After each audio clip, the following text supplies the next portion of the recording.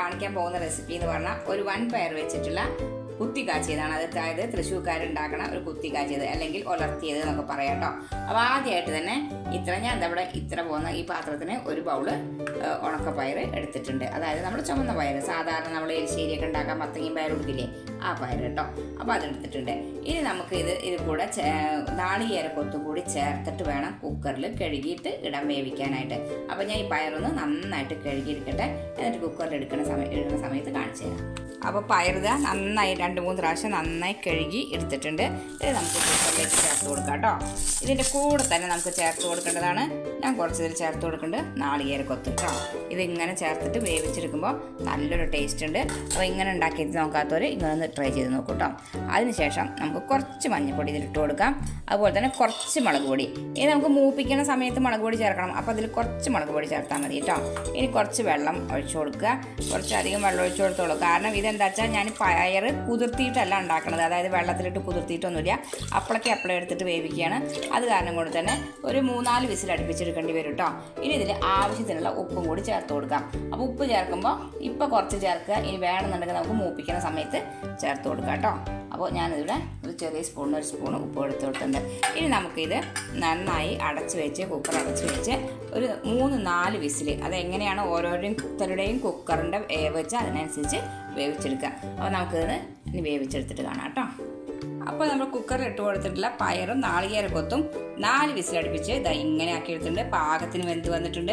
ഇത് 4 വിസിൽ എന്താണെന്ന് അടുപ്പിച്ചെടുത്ത് അപ്പളം ഇട്ടിട്ടുള്ളതാണ്, അതായത് ഞാൻ കുതിർത്തിയിട്ടിട്ടതല്ല, അതുകൊണ്ടാണ് 4 വിസിൽ. അല്ല കുതിർത്തിയൊക്കെ വെച്ചിട്ടുള്ളതാണെന്നുണ്ടെങ്കിലോ 2 വിസിൽ അടുപ്പിച്ചെടുത്താൽ മതി കേട്ടോ.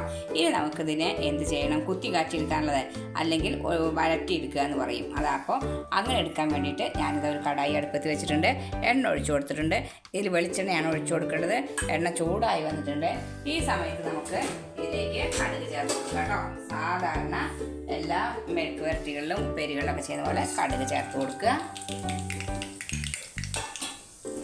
ഇനി 2 വറ്റൽമുളക് കൂടി കൂട്ടത്തിൽ ചേർത്ത് കൊടുക്കുന്നുണ്ട്. ഞാൻ ഇത് മഞ്ഞൾപ്പൊടിയും കുറച്ച് മുളക് പൊടിയും കൂടി ഇട്ടിട്ടാണ് വേവിച്ചെടുത്തിട്ടുള്ളത്. അപ്പോൾ 2 വറ്റൽമുളക് ചേർത്ത് കൊടുത്തിട്ടുണ്ട് കേട്ടോ. ഇനി നമുക്ക് വേണ്ടത് നമ്മുടെ ഉള്ളി. അപ്പോൾ ഉള്ളി എങ്ങനെയാ വെച്ചാൽ ചെറിയ ഉള്ളി വേണമെങ്കിൽ ചേർക്കാം, അല്ലെങ്കിൽ സവോള ചെറുതായിട്ട് അരിഞ്ഞത്.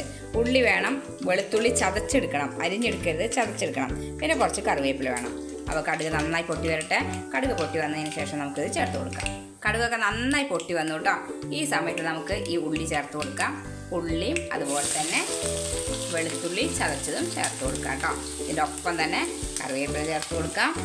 ഇനി നമുക്കിതിൽ ചേർത്ത് കൊടുക്കേണ്ടത്, നമ്മൾ എരിവിന് മുളക് പൊടി ചേർത്ത് കൊടുത്തിട്ടുണ്ടെങ്കിൽ കൂടി ഒന്നും കൂടി ഒരു ചൊടി വരണം ഇതിന്. അതായത് നമ്മളിത് കഞ്ഞിയുടെ കൂടെയൊക്കെ കഴിക്കാനാണ് ഇത് എടുക്കുക. അപ്പോൾ നല്ലൊരു ചൊടി വരണം. അപ്പോൾ അതിന് വേണ്ടി നമുക്ക് കുറച്ച് കുത്തിപ്പൊടി മുളക്, നമ്മുടെ മുളക് കുത്തിപ്പൊടിച്ചതില്ലേ, അത് കുറച്ചങ്ങോട്ട് ചേർത്ത് കൊടുക്കുക കേട്ടോ. പിന്നെ ഇതിലേക്ക് കുറച്ചൊരു കളർ വരാനായിട്ട് ഒരു നുള്ളു മഞ്ഞൾപ്പൊടിയും കൂടിയും ചേർത്ത് കൊടുക്കാം. ഇത് നന്നായി ചേർത്ത് നന്നായി ഇളക്കുക. കുറച്ച് മഞ്ഞൾപ്പൊടി ചേർത്ത് കൊടുക്കാം. ഓൾറെഡി പയറിൽ മഞ്ഞൾപ്പൊടി ഇട്ടിട്ടുണ്ട്, പക്ഷേ ഇത് ഈ ഉള്ളിലേക്ക് ആവാൻ വേണ്ടിയിട്ടാണ് കേട്ടോ. അപ്പോൾ അത് ചേർത്ത് കൊടുത്തു. ഇനി ഉപ്പ് പയറിൽ എങ്ങനെയാണ് നോക്കുക, അഥവാ ഉപ്പ് വേണമെന്നുണ്ടെങ്കിൽ ചേർത്ത് കൊടുക്കാം കേട്ടോ. ഇതുള്ളൂ ഉപ്പും കൂടി ചേർത്ത് കൊടുക്കാം. ഈ സമയത്ത് ഉള്ളിയൊക്കെ നന്നായി മൂത്ത് വന്നു. വെളുത്തുള്ളിയുടെയൊക്കെ പച്ചമണം നന്നായി മാറി വന്നിട്ടുണ്ട്. കൊത്തിപ്പൊടി മുളകൊക്കെ ചേർത്ത് നന്നായി മൂത്ത് നല്ലൊരു മണാട്ട വരണേ, അടിപൊളി മണാണിത്. അപ്പോൾ ഈ സമയത്ത് നമുക്ക് നമ്മുടെ പയർ ഇതിലേക്ക് ചേർത്ത് കൊടുക്കാം കേട്ടോ. ഈ നാളികേരക്കൊത്ത് ഇതിൽ വെച്ച് വേവിച്ചെടുത്തോണ്ട് കേട്ടോ, ഒരു പ്രത്യേക ടേസ്റ്റാണ് ഇതിന്. അല്ലെങ്കിൽ സാധാരണ ഇതിൽ നാളികേരക്കൊത്തിട്ടിട്ട് വേണമെങ്കിൽ വറുത്തെടുക്കാം, പക്ഷേ അതിൻ്റെ ടേസ്റ്റ് ഒന്ന് വേറെ. ഇങ്ങനെ പയറിൻ്റെ ഒപ്പം ഇത് വേവിച്ചെടുക്കുമ്പോൾ അതിൻ്റെ ടേസ്റ്റ് ഒന്ന് വേറെ കേട്ടോ. ഈ സമയത്ത് നമുക്ക് ഇത് ചേർത്ത് കൊടുക്കാം. ചേർത്ത് കൊടുത്തിട്ട് നന്നായിട്ടൊന്ന് ഇളക്കുക. അതിനുശേഷം ഒരു 2 മിനിറ്റ് ഒന്ന് അടച്ച് വെച്ച് ആവിയിൽ കിടന്നിട്ട് ഈ മുളകും ആ വെളുത്തുള്ളിയുടെ മണവും എല്ലാം ഇതിലേക്കൊന്ന് അങ്ങോട്ട് പയറിലേക്ക് പിടിക്കട്ടെ. അതിനൊരു 2 മിനിറ്റ് ഒന്ന് അടച്ച് വെച്ച് കൊടുക്കാം.